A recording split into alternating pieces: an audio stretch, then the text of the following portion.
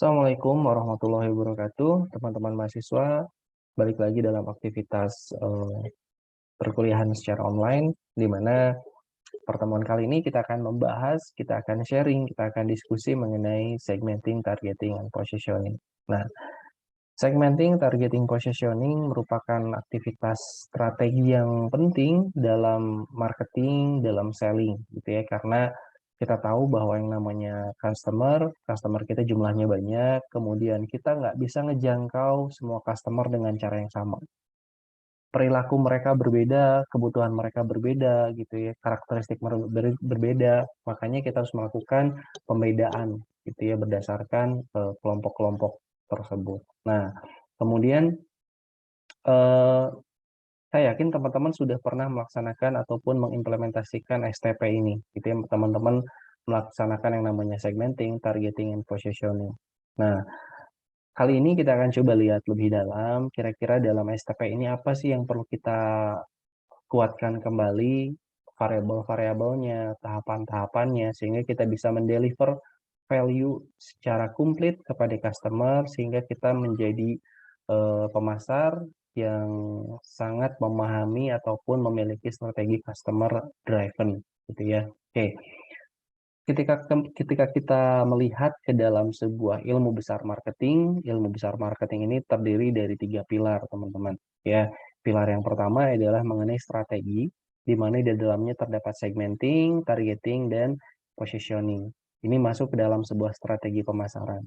Kemudian pilar yang kedua disebut dengan taktik pemasaran.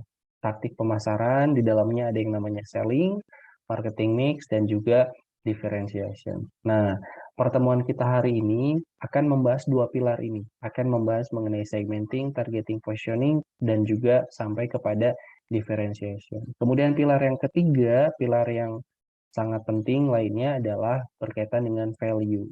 Nah, value ini berisi dari yang namanya brand, service, dan proses. Dari mana yang namanya brand, service, dan proses ini bisa menciptakan value yang semakin bisa kita improve. Gitu ya, dari brand, service, proses kita bisa meningkatkan value yang kita deliver kepada customer. Nah, minggu depan kita akan coba membahas mengenai pilar yang ketiga mengenai branding. Ya, hari ini dalam chapter 7 ya, kalau dalam bukunya Kotler, kita membahas yang namanya strategi dan taktik. Itu kita bicara namanya segmenting, targeting, dan positioning. Nah, berdasarkan 3 pilar ini, kemudian kita cek ke dalam learning objective, kita memiliki 3 learning objective. Yang pertama adalah kita paham mengenai segmenting. Apa itu segmenting, kemudian variabel-variabel yang kita gunakan untuk melakukan segmentasi itu apa saja, kita harus tahu, kemudian kurang lebihnya seperti apa. Kemudian yang kedua adalah targeting. Setelah kita melakukan segmenting, bagaimana caranya kita memilih pasar sasaran kita. Kita menempatkan bahwa itu adalah pasar sasaran yang potensial bagi kita. Apa saja step by step-nya harus kita ketahui di learning objective yang kedua. Kemudian yang ketiga, kita akan bicara mengenai positioning. Gitu ya, gimana caranya menyusun sebuah positioning sehingga kita menjadi sebuah produk ataupun merek yang memiliki positioning terdiferensiasi dengan produk-produk pesaing. Oke, jadi ini ada beberapa learning objective yang harus kita kejar. Oke, masuk ke dalam learning objective yang pertama berkaitan dengan segmenting. Nah, do you still remember what is segmenting, targeting, positioning? Tentu saja teman-teman masih ingat. Segmentasi itu adalah membagi kelompok, Pak, membagi pasar ke dalam beberapa kelompok, gitu ya, berdasarkan kategori karakteristik yang sama. Ya, itu adalah segmentasi.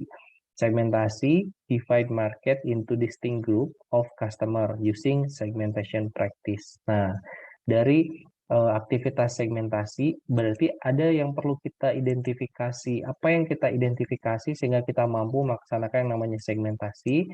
Yang perlu kita identifikasi yang pertama adalah yang namanya needs.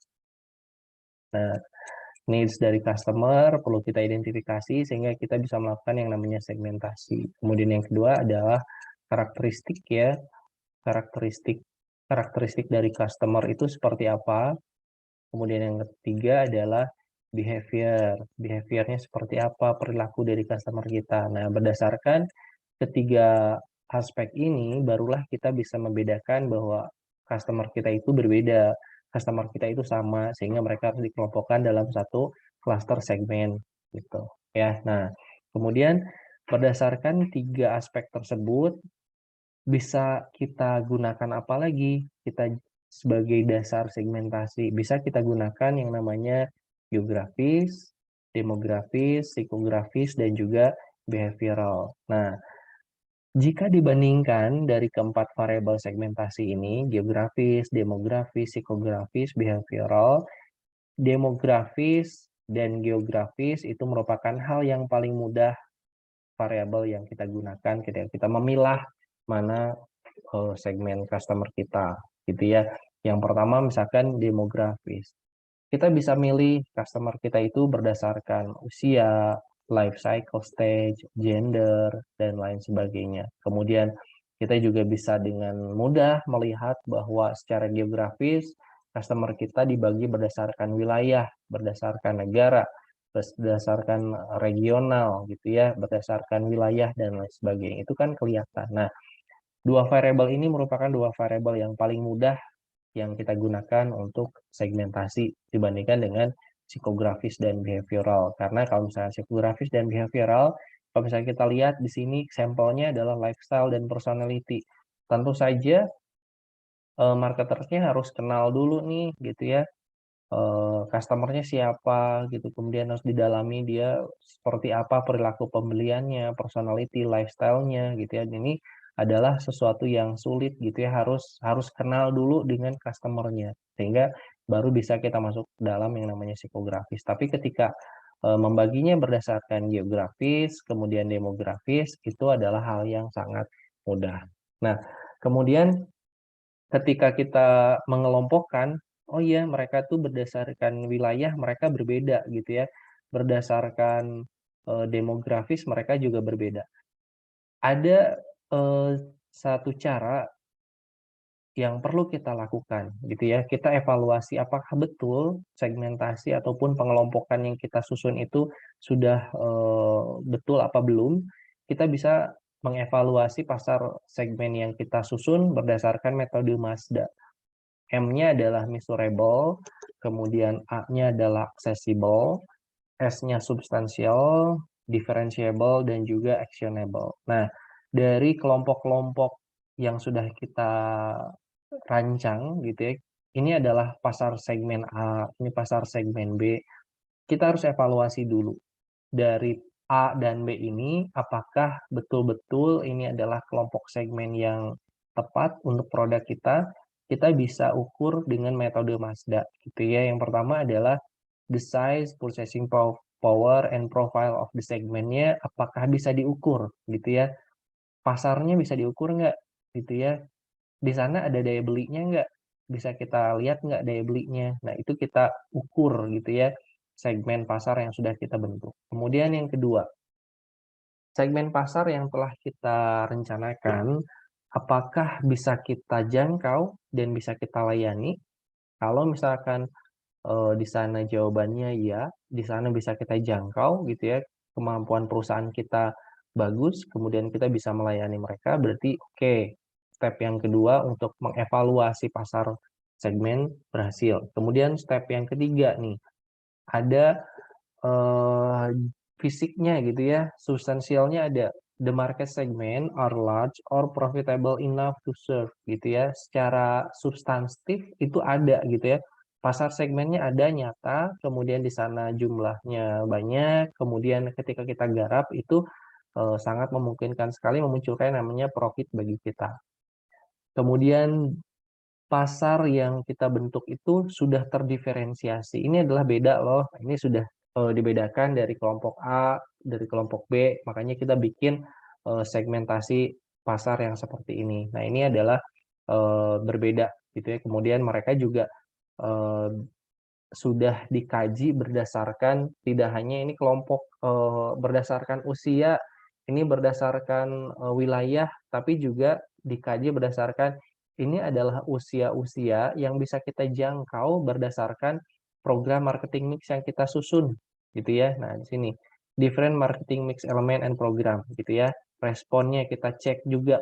Jadi kita ketika melakukan pengelompokan kita tidak hanya berdasarkan wilayah, tidak berdasarkan usia, tapi juga berdasarkan responnya gitu ya.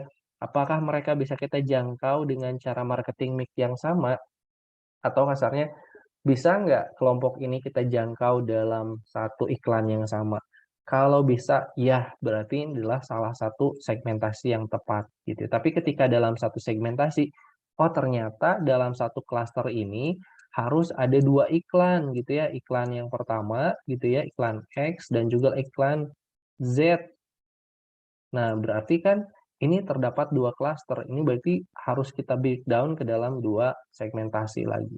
Nah, kemudian yang terakhir, yang untuk mengukur segmen pasar yang kita buat, kita rencanakan itu sudah benar, sudah baik apa belum, adalah dari segi eksekusinya.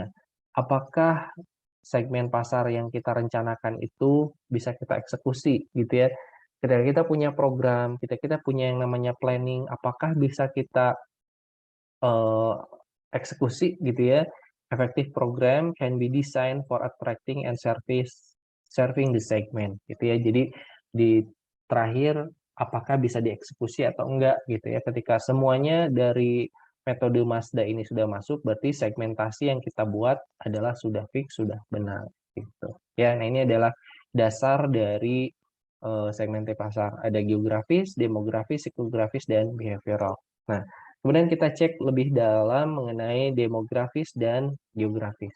Nah, secara umum yang namanya pembagian segmen berdasarkan demografis itu terdiri dari usia ya. Ada usia, kemudian ada jenis kelamin ataupun gender, family life cycle, kemudian pendapatan, pekerjaan. Kemudian di sini juga sudah bisa dibedakan ya. Di sini sudah memberikan contoh gitu ya. Ada market segmen untuk customer gitu ya. Ini untuk bisnis consumer.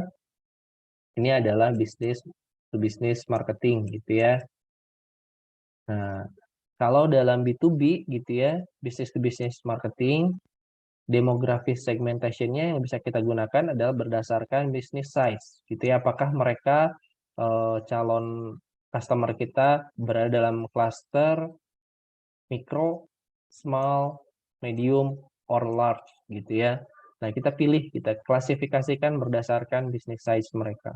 Kemudian berdasarkan employee numbers gitu ya, kita juga bisa klasterkan calon customer segment kita, apakah jumlah pegawainya banyak, luar biasa banyak, atau misalkan sedikit misalkan ya. Kemudian industri segmen juga bisa kita klaster berdasarkan finansial, otomotif, consumer, ataupun resources. Dan yang terakhir, dari segi ownership ya, kepemilikan dari perusahaan yang akan dijadikan customer segment pasar B2B kita, apakah berupa perusahaan swasta, perusahaan multinasional, ataupun perusahaan pemerintah. Gitu. Nah, kita bisa bagi kalau misalkan B2B berdasarkan variabel-variabel tersebut. Nah, kemudian apabila kita melihat geographic segmentation, contohnya berdasarkan negara. Negaranya di sini ada negara Indonesia, Singapura, Thailand. Ini secara administratif mereka terpisah gitu ya. Kalau misalkan mau lebih luas lagi, berarti kita ambil Asia Tenggara, misalkan kontur Asia dan lain sebagainya gitu ya. Nah, kemudian berdasarkan tingkat kepadatan penduduk, misalkan ada perkotaan gitu ya, kemudian ada pinggiran perkotaan, ada pedesaan, kita juga bisa cluster, bisa kita segmen berdasarkan tingkat kepadatan penduduk. Kemudian berdasarkan provinsi, ini ada yang namanya Provinsi Jawa Barat, gitu ya, Provinsi Sumatera, gitu ya, kemudian Kalimantan, Kalimantan Barat, dan lain sebagainya. Ini banyak sekali yang bisa kita gunakan sebagai dasar dari geographic segmentation. Nah, kemudian yang menarik nih, di sini yang menarik adalah tidak ada cara tunggal untuk melakukan segmentasi pasar. Seorang pemasar harus mencoba segmentasi yang berbeda, atau bahkan kita kolaborasikan, gitu ya, kolaborasikan antara age dengan gender, kemudian age dengan family life cycle gitu ya. Jadi kita harus kolaborasikan, jangan hanya menggunakan satu demografis yang satu variabel demografis yang kita gunakan. Karena akan cenderung terdapat perbedaan persepsi. Contohnya seperti ini. Ketika kita menyasar pasar kita adalah usia lanjut, misalkan usia 60 tahun ke atas, gitu ya. Di sini ada usia 60 tahun ke atas, 65 tahun ke atas, gitu ya. Produk kita adalah susu kalsium tinggi untuk mencegah pengeroposan tulang. Di salah satu iklannya, misalkan kita menonjolkan pemerannya adalah orang tua yang sudah pensiun, tapi masih aktif bekerja. Nah, ketika melihat usia 65 tahun ke atas, ada beberapa memang yang masih aktif bekerja, masih aktif berolahraga, tapi di sisi yang lain usia 65 tahun itu adalah usia yang rentan, gitu ya. Mereka adalah usia yang rentan, kemudian mereka kadang sakit-sakitan. Jadi ini bertolak belakang. Atau misalkan contoh lainnya misalkan kita ngambil segmennya di usia 20 dan 34. Nah, 20 dan 34 ini adalah usia muda yang mulai berumah tangga gitu ya, mulai berumah tangga bagaimana mereka berumah tangga. Tapi kita lihat dari usia misalkan usia 35, dalam iklannya kita dalam komunikasi pemasarannya kita membuat bahwa usia 35 itu adalah mereka yang sudah punya anak gitu, kemudian mereka memilih anaknya untuk sekolah di mana. Tapi harus kita detailkan lagi gitu ya. Kita cross check dengan family life cycle-nya gitu ya.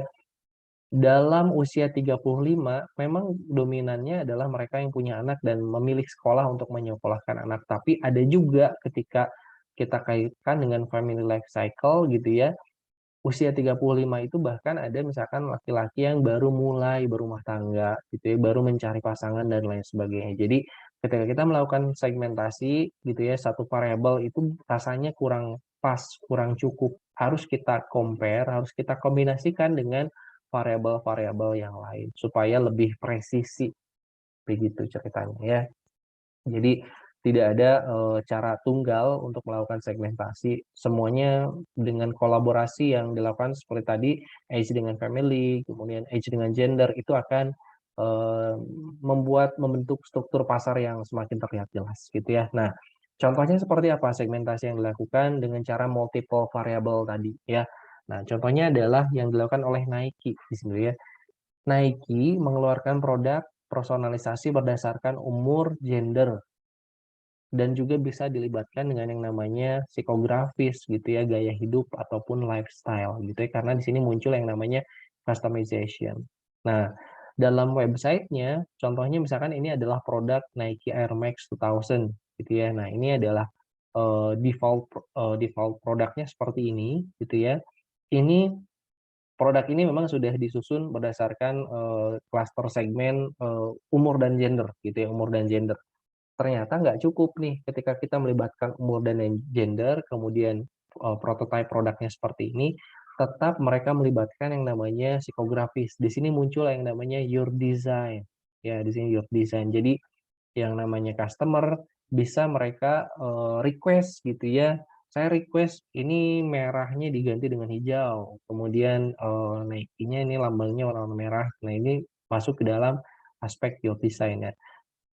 Customer memilih warna merah, warna hitam, tentu saja itu berkaitan dengan psikografis mereka, kebiasaan mereka, perilaku mereka, gitu ya, minat mereka. Nah, ini adalah contoh yang dilakukan oleh Nike gitu ya dalam melakukan yang namanya segmentasi. Oke. Kemudian dua variabel lain apa yang menjadi penting dalam behavioral sama psikografis. Nah, dalam behavioral di sini bisa kita segmenkan berdasarkan benefit yang dirasakan gitu ya. Dari benefit yang dirasakan, di sana ada yang namanya ekonomis gitu ya, cari harga yang murah deh gitu ya, karena manfaatnya sama semua kok, manfaatnya bisa kita gunakan semuanya, ya udah kita sekarang cari yang namanya harga yang paling murah. Kemudian ada juga dari behavioral segmentation-nya dari segi prestisnya. Saya pengen beli barang yang mahal karena barang ini bisa meningkatkan prestis saya gitu ya. Kemudian berdasarkan keamanannya, tingkat keamanannya berdasarkan tingkat kemudahan mendapatkan produknya. Ini berdasarkan variabel benefit SAUT ataupun benefit yang dicari ya, benefit yang diincar. Nah, kemudian dalam behavioral segmentation yang lain bisa kita kelompokkan berdasarkan penggunaan gitu ya, berdasarkan penggunaan. Ada yang menggunakan pertama kali gitu ya, guest users gitu ya, ada pertama kali menggunakan, ada apa yang kedua kali menggunakan, dan ada yang sudah beberapa kali menggunakan. Kita bisa mengkategorikan customer segment berdasarkan itu ya. Kemudian dari segi tingkat loyalitas juga bisa kita sasar gitu ya, mana-mana saja mereka yang memiliki tingkat loyalitas tinggi, kita klasterkan, mana saja customer kita yang memiliki tingkat loyalitas biasa saja, dan mana yang tidak loyal. Kita juga bisa menggunakan hal itu dalam strategi pemasaran. Nah, kemudian dari segi B2B seperti apa behavioral segmentation-nya? Kita lihat berdasarkan buying influence-nya gitu ya. Dari B2B-nya kita lihat yang namanya buying influence. Nah, siapa pengambil keputusannya, kemudian influencer-nya siapa, penggunanya siapa, kemudian orang-orang teknis yang menilai produk ini layak digunakan itu siapa. Nah, ini adalah berdasarkan behavioral segmentation di B2B market. Kemudian buying prosesnya juga bisa kita bedakan. Apakah proses pembelian yang kita lakukan itu berdasarkan kontrak? Nah, kontraknya juga seperti apa? Apakah long term atau short term gitu ya? Apakah hanya misalkan lelang sekali saja, open bidding, kemudian ada berdasarkan electronic procurement. Itu juga bisa kita bedakan sehingga kita bisa mempermudah. Ini adalah customer segment yang long term agreement, ini adalah segmen yang hanya one time bidding gitu ya, sehingga kita bisa melakukan antisipasi ataupun perilaku yang berbeda ketika menghadapi mereka. Nah, kemudian berdasarkan psikografis. Berdasarkan psikografis di sini ada yang namanya kelas sosial gitu ya, strata sosialnya seperti apa, kemudian dari segi personality, dari personality-nya mereka seperti apa, apakah mereka orang-orang yang menganalisis, mereka adalah orang-orang yang mudah tertarik, mereka adalah orang-orang yang punya apa ya, wawasan yang tinggi dan lain sebagainya, mereka selalu mencari tahu dan lain sebagainya, ini masuk ke dalam aspek personality. Kemudian dari segi lifestyle juga bisa kita kelompokkan berdasarkan digital native, bagaimana mereka respon mereka terhadap digital gitu ya. Apakah mereka yang selalu ingin mencoba gitu ya, apakah mereka yang selalu menghindari teknologi karena kesulitan gitu ya. Ini ada yang namanya worried about technology gitu ya. Nah, oke, sekarang gimana contohnya segmentasi yang dilakukan dalam pasar B2B? Nah, di sini segmentasi contohnya dalam pasar B2B. Kalau tadi Nike itu adalah contoh segmentasi di B2C ya. Nah, sekarang adalah contoh segmentasi di B2B. Contoh dari segmentasi yang implementasi dari B2B-nya dilaksanakan oleh Starbucks ya. Nah, Starbucks sendiri ketika membuka gerai gitu ya di suatu wilayah, mereka akan membuka gerai minimal dua gerai yang memiliki dua karakter yang berbeda gitu ya. Karakter yang pertama adalah mereka untuk melayani yang namanya office segment gitu ya, office segment. Yang kedua adalah food service segment. Nah, kedua gerai ini memiliki karakteristik yang berbeda gitu ya. Kalau yang pertama ini adalah untuk melayani perusahaan-perusahaan, untuk perusahaan-perusahaan, dan yang kedua adalah untuk melayani yang namanya service segment. Ini juga sama untuk perusahaan tapi dengan apa tawaran produk yang berbeda. Kalau ini mungkin lebih kepada untuk rapat kantornya gitu. Kemudian ini adalah untuk misalkan layanan kopinya saja yang diantar kepada kantor untuk apa mengakomodir kegiatan rapat yang ada di dalam kantor, misalkan seperti itu. Oke, itu adalah dari aspek segmentasi ya. Kemudian apa saja sih yang harus kita tahu berkaitan dengan targeting gitu ya. Yang kedua, ini adalah targeting. Targeting itu adalah mengukur gitu ya grup customer mana yang harus kita jadikan fokus untuk penyampaian komunikasi pemasaran. Kemudian siapa kelompok-kelompok mana yang merupakan potensial bagi kita pilih, itu adalah masuk dalam proses targeting. Nah, tentu saja tidak semua pasar segmen harus kita pilih, gitu. Kita harus memilih satu yang paling memungkinkan, satu yang paling apa ya, sesuai dengan kemampuan perusahaan, gitu ya. Jadi profitable-nya bisa bisa diukur berdasarkan apa ya, berdasarkan perusahaan saya sanggup untuk melayani customer segmen ini, kemudian di sana ada pasarnya dan menguntungkan. Dan jadi diukurnya dengan cara itu.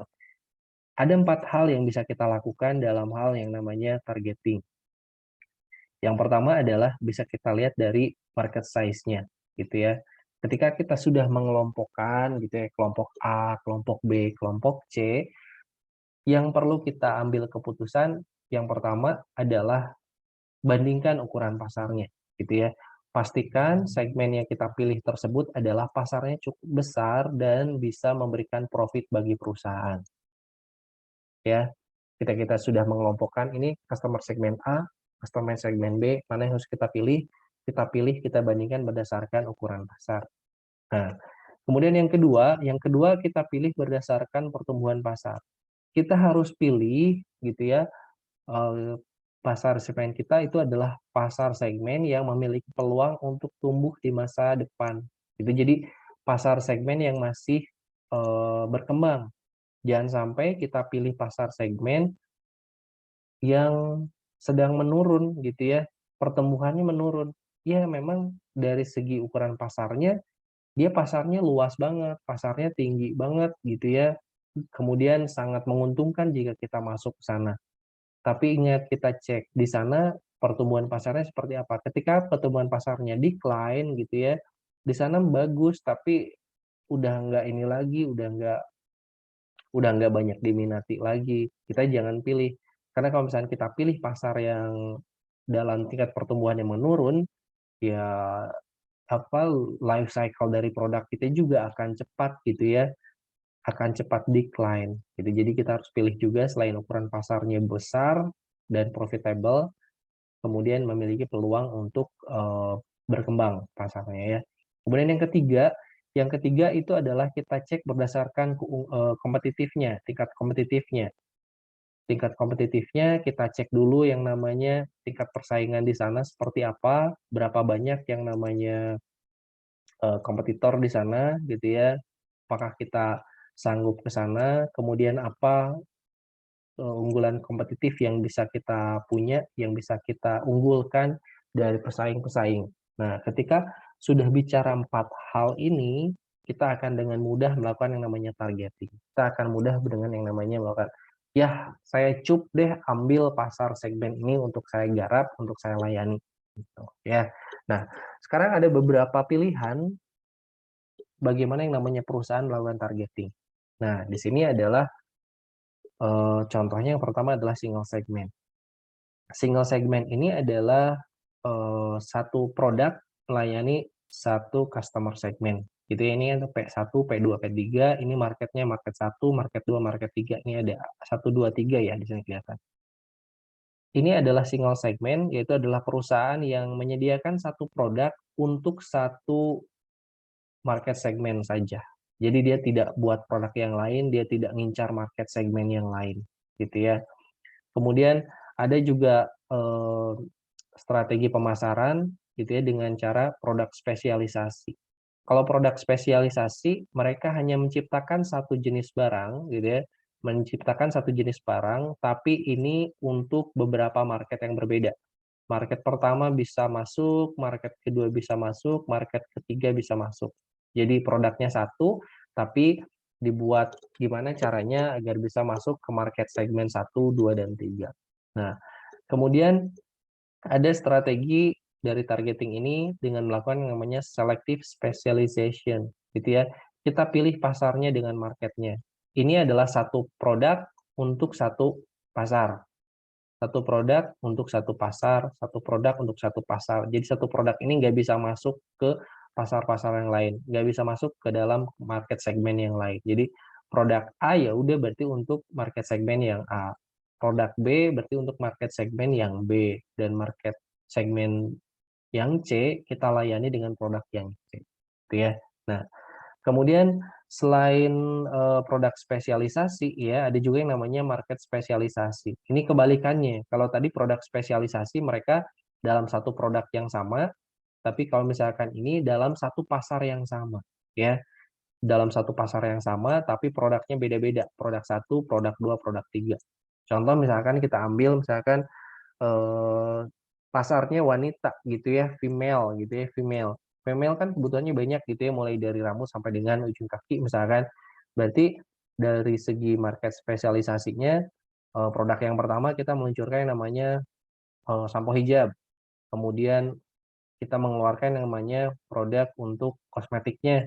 Kemudian produk untuk outfitnya misalnya. Itu adalah contoh dari market specialization. Nah, kemudian ada juga strategi yang full market coverage. Kalau misalkan kapabilitas perusahaannya sangat besar gitu ya, daya dukungnya sangat tinggi, ya kenapa tidak melakukan yang namanya full market coverage.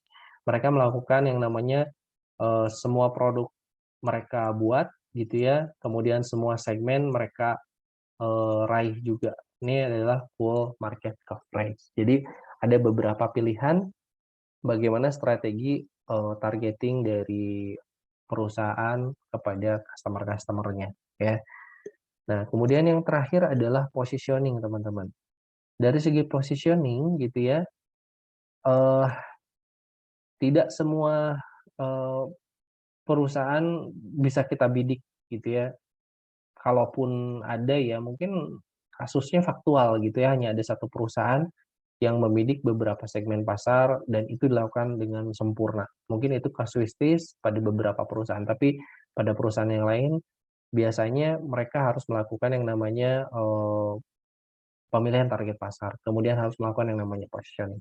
Ya, selain melakukan target pasar gitu ya, penargetan pasar yang harus dilakukan adalah melakukan positioning.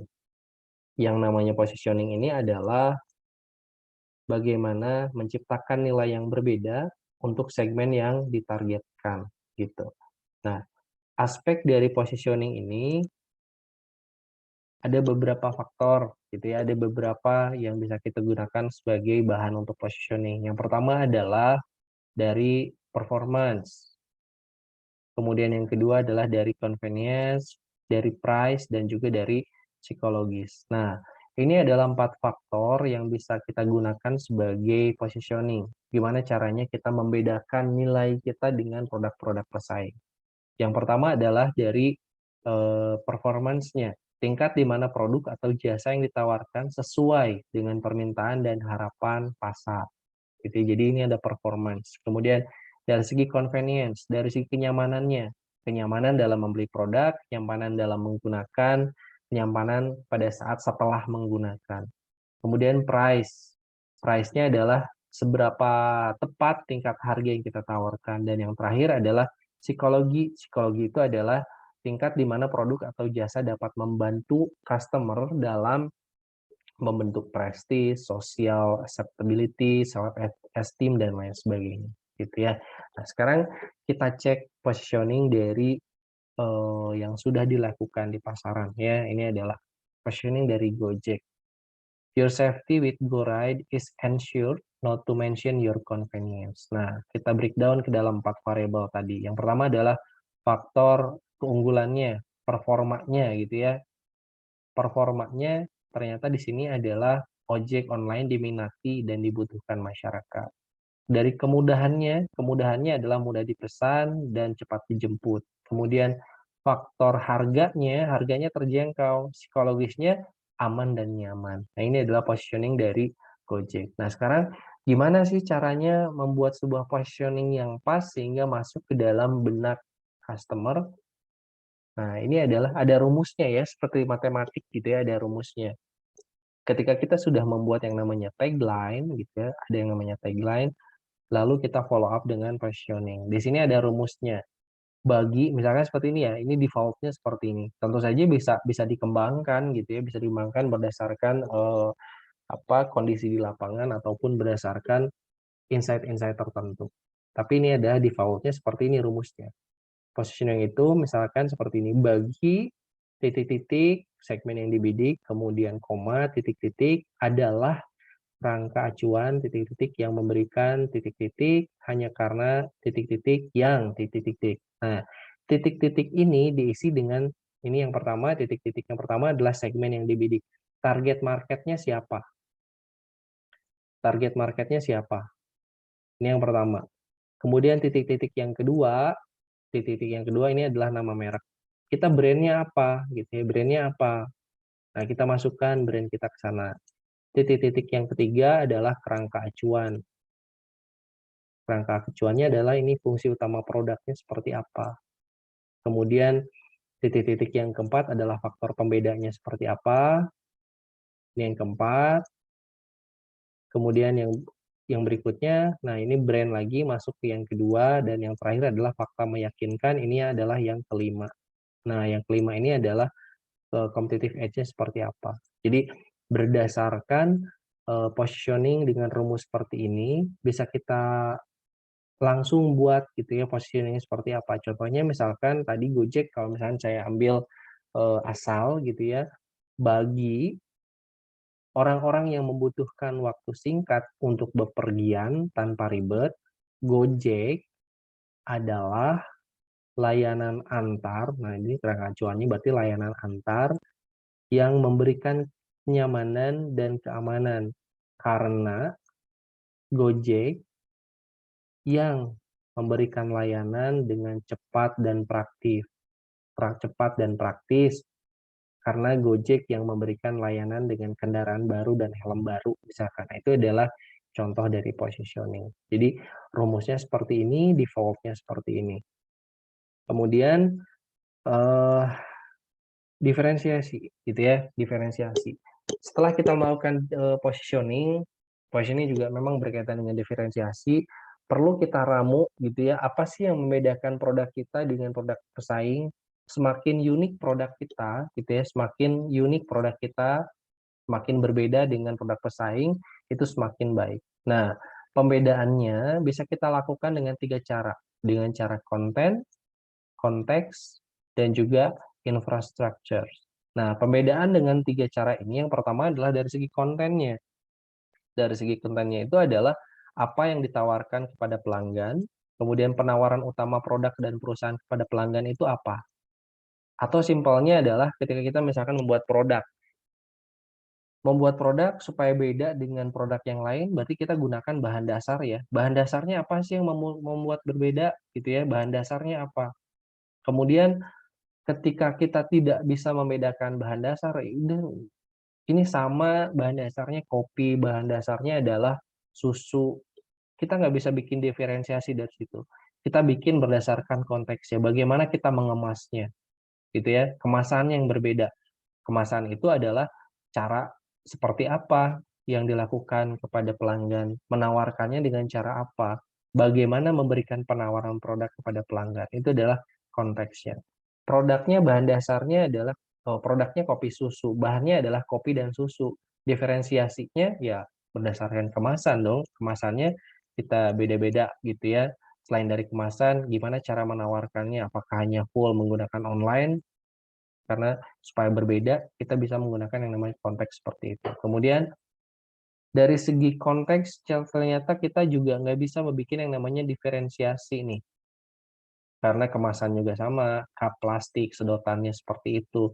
Ya sudah, kita gunakan yang namanya infrastruktur untuk membuat diferensiasi. Infrastruktur itu adalah penunjang yang bisa kita angkat sebagai pembeda. Mulai dari SDM, gitu ya, mulai dari SDM, sampai kepada teknologi, itu bisa kita angkat. Kalau misalkan dari segi teknologinya bagus gitu ya, pengemasannya gitu ya bagus, pakai apa ya, kedap udara, kemudian antibakteri dan lain sebagainya, kita angkatlah teknologi tersebut sebagai diferensiasi kita terhadap produk-produk pesaing. Kemudian misalkan SDM-nya yang kita berbeda nih, SDM-nya kita gunakan coffee maker ataupun bartender yang misalkan sudah punya sertifikat dan sebagainya, ya udah kita angkat gitu ya, itu sebagai sebuah diferensiasi gitu. Jadi yang namanya infrastruktur itu adalah faktor pendukung untuk merealisasikan diferensiasi ketika kita tidak bisa menggunakan konten dan konteks gitu ya. Tapi kalau misalkan dari kontennya beda, konteksnya beda, kemudian infrastrukturnya juga bisa kita angkat, ya diferensiasinya cukup bagus gitu ya. Dia diferensiasi, dia different dengan produk-produk yang lain. Nah, oke teman-teman, itu saja yang bisa saya sampaikan sebagai materi pengantar dalam chapter yang membahas segmenting, targeting, positioning. Mudah-mudahan ini menjadi sebuah trigger ataupun insight tambahan untuk teman-teman sehingga teman-teman mau melaksanakan aktivitas pembelajaran mandiri gitu ya. Terima kasih atas perhatiannya. Assalamualaikum warahmatullahi wabarakatuh.